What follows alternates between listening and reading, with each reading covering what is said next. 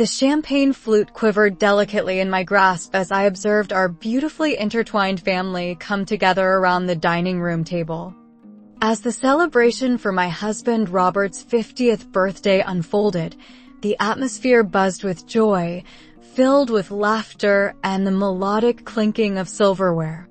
James, our 22-year-old son whom we adopted, sat directly across from me. His broad shoulders filled the fabric of his dress shirt, drawing my gaze and holding it just a moment longer than intended. I convinced myself it was merely a matter of pride. The kind of pride any mother would experience while witnessing the troubled boy we had taken in at 16 transform into this assured young man. Yet, as his hazel eyes locked onto mine across the flickering candlelight of the centerpiece, an unexpected sensation stirred deep within me. "Address." Robert's sister summoned attention, her knife gently clinking against the glass as she called out. My husband rose, his thinning hair catching the glow of the chandelier, and started to share the familiar tales of our 2-decade journey together, stories I had come to know by heart at every gathering. As his words enveloped me, I felt my gaze drawn irresistibly back to James, whose intense scrutiny sent a thrilling rush through my veins. The way his fingers glided along the rim of his wine glass, creating long, deliberate circles, sent an unexpected shiver racing down my spine. The cake cutting unfolded in a whirlwind of emotions. Robert leaned in, offering a quick peck on my cheek, while James's hand grazed the small of my back as he reached for the dessert plates. The brief contact lasted less than a second, yet the warmth of his touch remained, searing through the delicate fabric of my silk dress. As the clock struck midnight, the last of the guests bid their farewells, and Robert slipped away to his slumber, leaving me in the quiet solitude of the kitchen. A towering pile of dishes awaited my attention, mirroring the tumult of thoughts that danced through my mind. The sound of clattering plates concealed James's approach, and then, in an instant, he was standing next to me at the sink. The scent of his cologne rich and intoxicating, a blend of dark spices that Robert would never choose, enveloped me completely. "Allow me," he whispered, gently relieving me of the champagne flute. Our fingers brushed against each other, and this time, we both lingered, unwilling to break the connection. The glass slipped from my fingers, shattering against the delicate porcelain sink. We both stood still, straining to catch any indication that Robert had noticed us. The house was enveloped in silence, yet an unspoken fracture had formed between us, one that could never be mended. James's breath caught in his throat as he drew nearer. His form enveloped me, creating a barrier against any prying eyes that might venture down the stairs. His hand lingered just above my waist, quivering with the weight of unspoken desire. Just a single heartbeat. Then his lips met mine with a fervor that set every nerve in my body ablaze. I ought to have created distance, should have kept in mind my role as his stepmother, his protector, the one who had signed his permission slips and cared for him during his bout with mono at 17. As his tongue delicately explored the seam of my lips, I couldn't help but reflect on the time that had passed since Robert had kissed me in such a fervent manner, like I was the very breath he needed to survive. Excuses flowed swiftly. The wine flowed. The solitude enveloped me, and Robert's fleeting glances felt like shadows in the dim light of the evening. Yet, hidden beneath the justifications pulsed a more sinister reality. I found myself kissing him back with equal passion, my fingers weaving through his hair as he pushed me against the counter. Above, Robert lay in a deep slumber, his snores echoing through the quiet house, completely unaware of the world around him. As we finally separated, James's eyes were filled with an intense longing. "We can't," he began, his hand gliding down my hips with a tantalizing touch. "No," I responded, my breath catching in my throat. It is not possible for us to proceed. Yet, when his lips met mine once more, I found myself unable to pull away. The grandfather clock chimed softly, marking the arrival of 2 a.m. As I ascended the staircase, my silk robe embraced my skin, still alive with the lingering sensation of James's touch. The deep, resonant snores of Robert echoed through the threshold of our bedroom. The familiar, unwavering cadence that had once cradled me into slumber for 2 decades now echoed with an air of reproach. I quietly entered the ensuite bathroom, securing the door behind me before I summoned the courage to gaze into the mirror.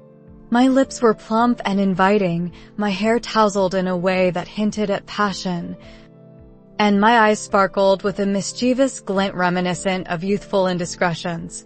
The woman gazing back at me was a stranger in my own reflection. 3 showers failed to erase the vivid memory of James's hands roaming my body, igniting a hunger that left me weak in the knees. Nor could they erase the way he had whispered, "You're so much more beautiful than him," against my throat before we had finally, reluctantly parted. I reassured myself that it was merely a fleeting lapse, a misstep ignited by the effervescence of champagne and the pangs of solitude. Yet, as my phone vibrated at dawn, a message from an unknown number stirred thoughts of you, and my treacherous heart soared before my reason could take hold. We mastered the art of fleeting encounters. A fleeting touch of fingers as they reach for the salt shaker during breakfast. Intense gazes exchanged over the dinner table as Robert passionately discussed stocks. The way James would inadvertently leave his towel in my laundry basket, fully aware that I would fold it, that I would press it to my face to inhale his scent. Each encounter shimmered with an intoxicating tension, the exhilaration of secrecy amplifying the allure. Robert remained blissfully unaware. He admired James's newfound maturity, unaware that the confidence emanating from his son stemmed from a clandestine affair with his wife. "You two appear to be getting closer," he commented one evening, his hand resting on my knee for a moment before he turned his attention back to his newspaper. The seemingly innocuous remark sent a chill down my spine. The first moment we genuinely crossed that boundary was in James's childhood bedroom, the very space where I had once comforted him after his nightmares. At the age of 22, he pressed me against those well-known superhero posters, his lips fervent and insistent. "He'll be home in an hour," I breathed, feeling a shiver as James's teeth brushed against my collarbone. "We should hurry," he whispered, his fingers deftly maneuvering my buttons. Afterward, as I adjusted my blouse with quivering fingers, James seized my wrist. "This is more than mere physical connection for me," he admitted, revealing a side of himself that was rarely seen. The intense longing in his gaze sent a shiver down my spine, for I knew all too well what it meant. I caught a glimpse of it each morning in my own reflection. That evening, Robert's hand found mine in bed, a tender gesture that had been absent for months. As I complied with my obligations, my mind wandered back to the sensation of James's touch from hours before, the way he had ignited a spark within me after years of feeling emotionally adrift. Tears welled in my eyes as Robert turned away, content and unaware of the turmoil he left behind. The deceptions accumulated, each one more tangled than the last. I postponed gatherings with friends, fearing they might perceive the guilt etched upon my expression. I've begun donning turtlenecks to discreetly conceal the marks of James's affection. I found myself gazing at Robert across the breakfast table, contemplating whether the pain of divorce would be less devastating for him than the harsh reality I held within. Then arrived the message that transformed it all. I apologize for my tardiness. Not from him. From my daughter Linda at college. The one individual who has always had the uncanny ability to understand me. Returning home this weekend. We should discuss what's happening between you and James. The phone slipped from my grasp, shattering against the tile much like the champagne flute had done weeks prior.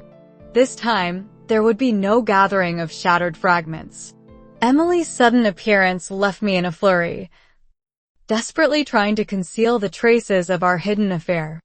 I swept through the house with fervor, gathering James's abandoned hoodies, erasing our shared fingerprints from wine glasses, and spritzing my vanilla perfume to cloak the lingering scent of his cologne in our hidden corners.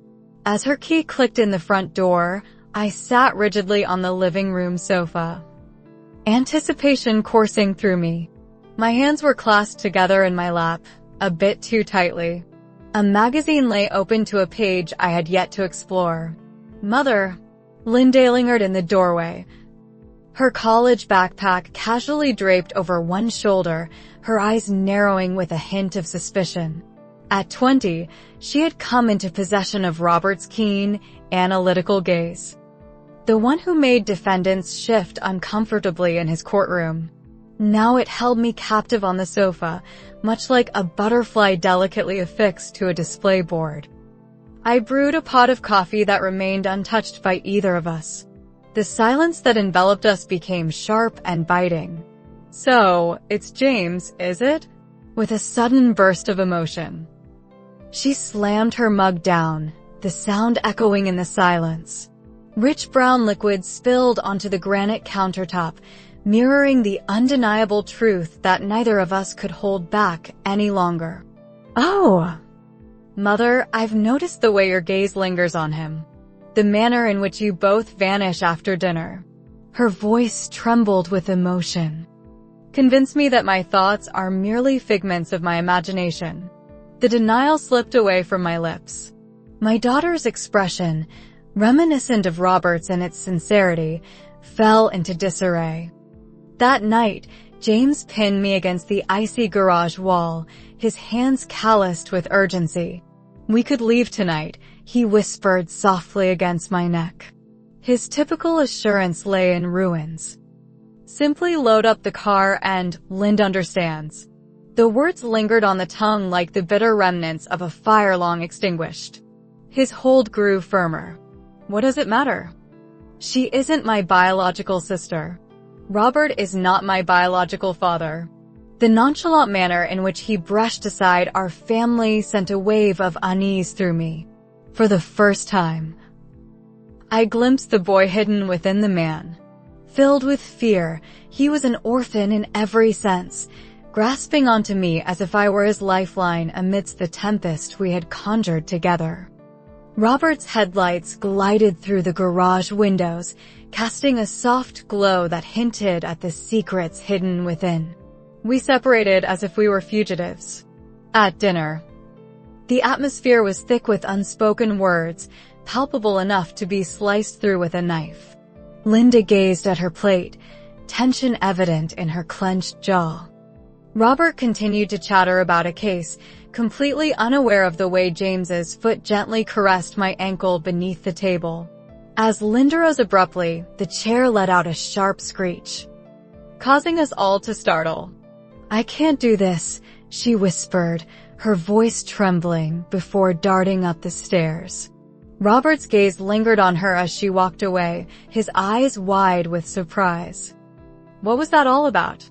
James's knee brushed against mine, igniting a spark of electricity between us. A cautionary note. Commitment. Young adult intrigue. I wove my deception effortlessly, my hand gliding toward the wine. My hand remained steady. That filled me with the deepest fear. As Robert lay beside me, lost in his snoring, my phone suddenly illuminated with a message from James. "My sanctuary." At this moment, the old house whispered secrets as I tiptoed down the dimly lit hall, glancing at Emily's door, firmly shut yet brimming with unspoken stories. James's bedroom door was left slightly open, inviting curiosity. The soft light of his laptop cast a warm glow across his bare chest. He drew me into his embrace. His lips collided with mine, infused with a fervent intensity that left me breathless. The door opened without a sound, catching us completely off guard. It wasn't Lind who gasped. Robert lingered in the doorway, caught in a moment of stillness. His work suit was slightly rumpled. His briefcase hung neglected at his side. The expression on his face. Betrayal, indeed. But even more painful was the realization that he had been aware all along yet chose to turn a blind eye. Something between us has been irrevocably broken. James's arm encircled my waist with a firm yet tender grip. Assert. Test of skill. The silence lingered, tight and suffocating. Then Robert turned and strode away in silence. The front door closed with a resounding bang. The tires let out a piercing screech. In an instant, 2 decades of shared vows unraveled with the softest of whispers from James. At long last. The digital clock cast a soft light at 3:47 a.m. while I remained still in bed, attuned to the rhythm of Robert's uneven breathing. Since the moment he entered, silence had enveloped him. She turned away, leaving behind a silent devastation that lingered in my heart far more than any loud confrontation ever could. My phone buzzed for the 14th time, each vibration a tantalizing reminder of the unfolding drama waiting just beyond the screen. James sent a text from his room further down the hall. He won't be returning this evening. Approach me. The message ignited a fire in my palm. A captivating blend of allure and critique. Dawn gently filtered through the blinds, coaxing me to finally stir from my slumber. By the door, Robert's briefcase lay abandoned, its contents spilled and scattered, a silent testament to his sudden departure. Documents scattered across the floor, reminiscent of the fragments of our broken existence. The sight of my reflection in the hallway mirror took me by surprise. Shadowy rings beneath weary, inflamed eyes. Lips still tender from James's passionate kisses. The woman gazing back was an enigma. Before I could step through, Emily's door swung open with an inviting flourish. She surveyed my untidy look, her expression turning steely. I told him, she whispered, her voice trembling with emotion. Once he settled in for the night, I reached out to Dad at his office and shared all the details with him. Her next words pierced through the air with precision. He is initiating the divorce proceedings, and I shall never engage in conversation with you again. The house phone rang, its sharp tone slicing through the tense stillness. James responded from downstairs. His voice escalated with concern.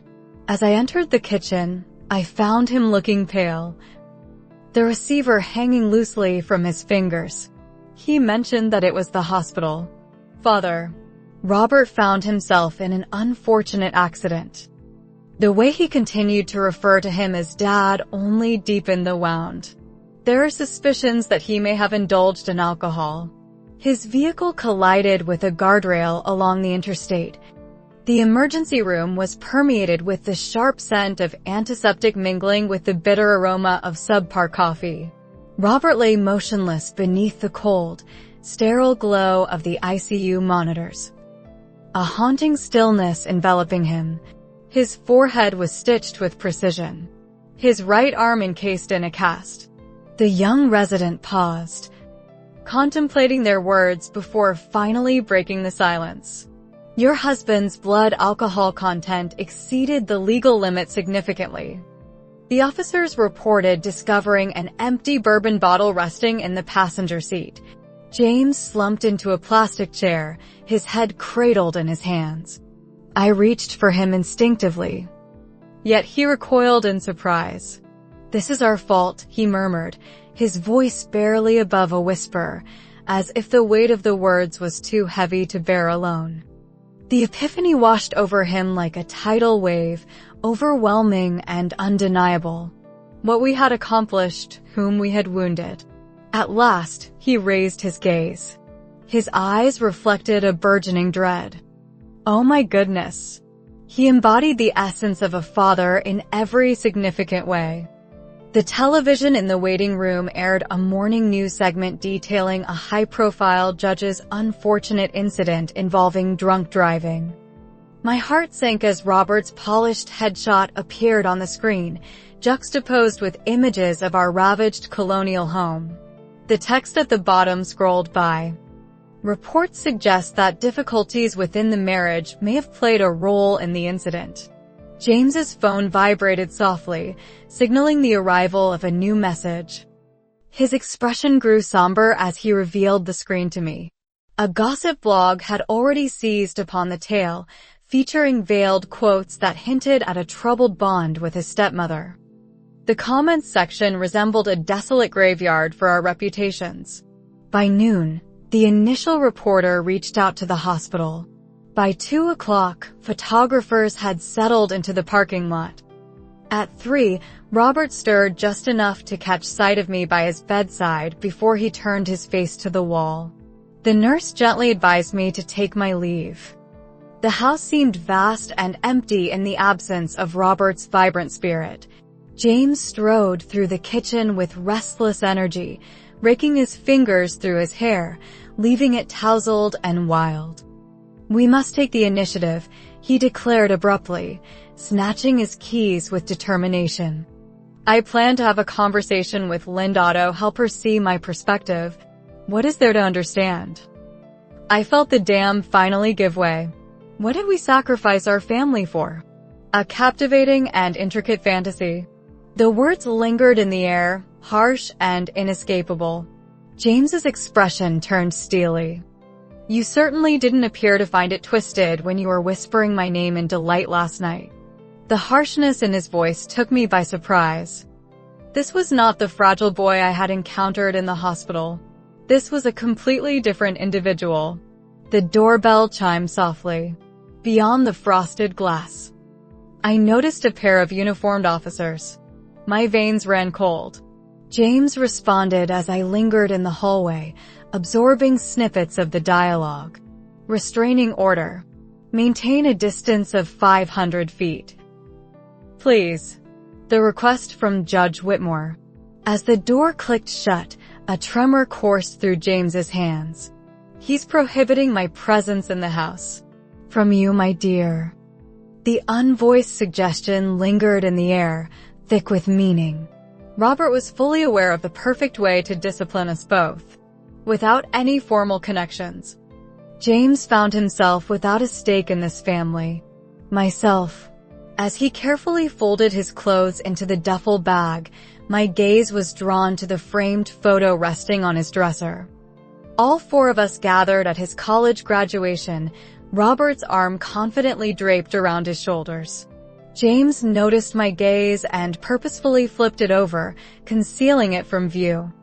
"Perhaps this is for the best," he remarked, sealing the bag with a sense of resolution.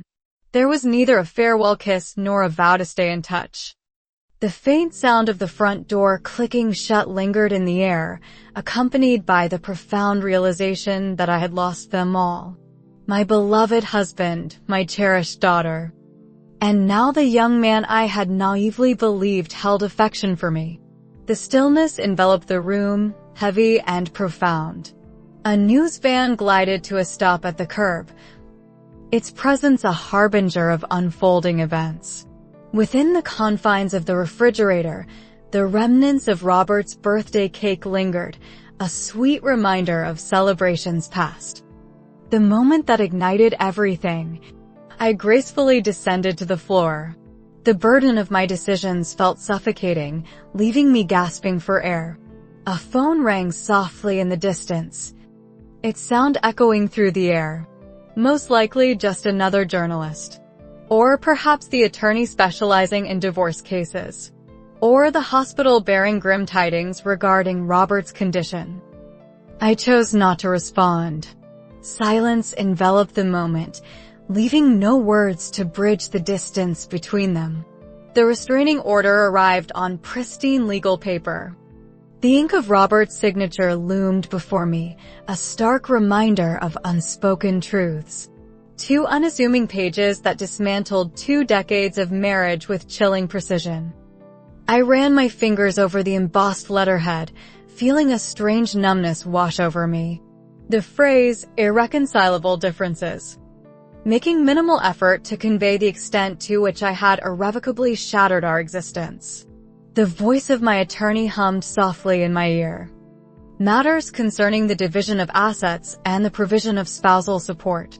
Yet, all that echoed in my mind was Emily's broken voice declaring, "I never want to see you again." The house felt eerily silent in the absence of Robert's familiar nightly news routine and James's vibrant music reverberating through the walls. Even the hum of the refrigerator seemed to carry a sense of blame. I found myself drifting into James's deserted bedroom, the sheets still entwined from our last passionate meeting. The scent of his cologne hung in the atmosphere, a tantalizing reminder of his presence. Yet, his drawer remained only partially filled. The framed family photo on his desk now stood as a mere dusty outline of what once was. The last message from him lingered on my phone unread. For 3 long days before I mustered the courage to finally erase it, Robert's visage gazed back at me from every newsstand, a haunting reminder of his presence in the world around me. The scandal had erupted with fervor. Tabloids blared about the prominent judge's wife embroiled in an affair with her stepson. My yearbook photo stands in stark contrast to the images capturing Robert's journey through recovery in the hospital. Last week, the cashier at the grocery store acknowledged my presence. Her courteous smile faltered the moment she caught sight of my name on the credit card. I abandoned my overflowing cart in the aisle, never to return. The divorce proceedings unfolded with a chilling precision. Robert's attorney unveiled evidence that had remained hidden from my view. Footage captured by our home security system reveals a candid moment between James and me in the kitchen. My credit card statements for hotel rooms I had designated as spa retreats. There was even a statement from our housekeeper regarding the freshly changed sheets in James's room, sitting across the courtroom from Robert. I observed the man I had cherished for 2 decades now gazing at me with the same cool detachment he reserved for those facing conviction. Linda turned a deaf ear to my calls. Upon my unexpected arrival last month, I learned from her dorm roommate that she had transferred to a different school. The expression on that young girl's face, a complex blend of sympathy and revulsion. It lingered in my dreams far more than any confrontation ever could. Then arrived the email from James. Instead of the heartfelt messages I had anticipated, I received a stark and formal notification indicating that he had engaged legal representation to pursue a claim for emotional distress and boundary infringements. The letter from his attorney fell flat, exploiting his delicate circumstances within the family. The dates provided encompass memories that I recall in a different light. Instances when he took the first step to reach out. Tokens of his affection, carefully chosen just for me. Messages he had dispatched during the quiet hours of the night. The betrayal pierced the heart more profoundly than any legal separation ever could. The ultimate betrayal unfolded when Robert decided to sell our narrative to a true crime podcast. I stood in shocked silence as he recounted the moment he returned home to discover my wife and the boy I had raised as my own entangled in unimaginable acts. The host's gasp of horror echoed the response I should have felt months prior, as the haunting echoes of the 911 call from Robert's accident filled the air. His slurred voice pleaded with the operator, wishing for my demise rather than enduring this humiliation. I had to stop my car to be sick. I set out on a quest to locate James. The apartment lay devoid of life. His call was abruptly cut off. His Instagram was a vibrant tapestry of sun-kissed beaches and enticing cocktails. The captions celebrating the long-awaited liberation, captured in a single frame. His arm was casually draped around a blonde girl who appeared to be no older than Emily. The timestamp indicated it was 2 days following Robert's accident. The property was successfully sold last week. The new owners, a youthful couple cradling their baby. Inquired about the origins of the stained glass window gracing the foyer. I chose not to mention that Robert had installed it in celebration of our 10th anniversary. As I carefully packed the final box, I stumbled upon James's high school graduation program, hidden away behind my desk.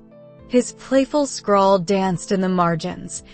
"Thank you for being the most incredible mother imaginable." I disposed of it in the kitchen sink.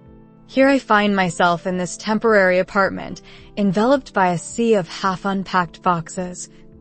Gazing at the business card of the therapist my lawyer suggested. The initial meeting is scheduled for tomorrow. I assure myself that I will make the journey. I seek to comprehend the journey that has led me to become this individual. Yet a part of me ponders whether certain stains are destined to remain, no matter how hard we try to cleanse them away. The phone begins to ring. It's likely just another journalist or perhaps Robert's attorney reaching out with additional documents. I remain silent. I find myself at a loss for conversation, feeling as though there's no one who truly understands me anymore. The therapist's office was infused with this soothing scent of lavender, mingling with an undercurrent of regret. Dr. Langford sat across from me, her notepad remaining untouched, her gaze fixed intently on mine as I revealed the entire tangled narrative. Did you believe you were in love with him? Or was it the way he stirred your emotions that captivated you? The question lingered in the atmosphere, elusive and thick like a wisp of smoke.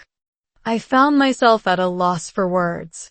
That evening, my dreams were filled with thoughts of Robert. Not the shattered figure from the hospital, but the way he had appeared on our wedding day. His smile was broad and inviting. With a steady hand, he gently slid the ring onto my finger. As I stirred from slumber, I found my pillow soaked, the vacant side of the bed chillingly devoid of warmth. Then came the email. It came from Emily. Only 3 lines. My father is about to embark on a new chapter in his life as he prepares to remarry an associate from his firm. She is expecting a child. I felt it was important for you to hear this directly from me. The words became a haze. Darling, a fresh bride.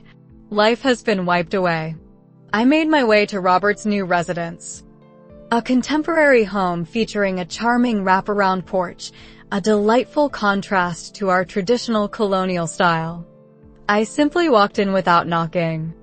I found myself seated in my car, observing through the glass as he shared laughter with a blonde woman.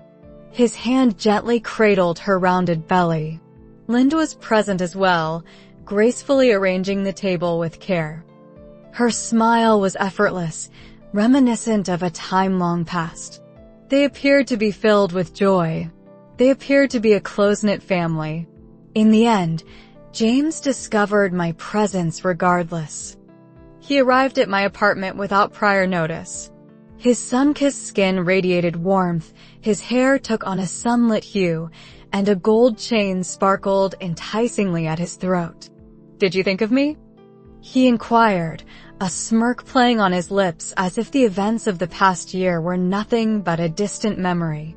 I gazed at him, truly observing him, for the first time since everything unraveled. The youthful allure had transformed into a carefully crafted demeanor.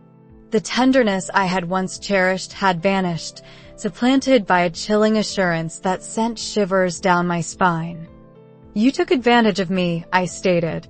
He chuckled softly. "And you chose not to involve me. Restlessness enveloped you. Isolated. I was merely the nearest source of warmth." He moved in closer, his voice lowering to a whisper. "Yet, we complement each other beautifully." Indeed, we are.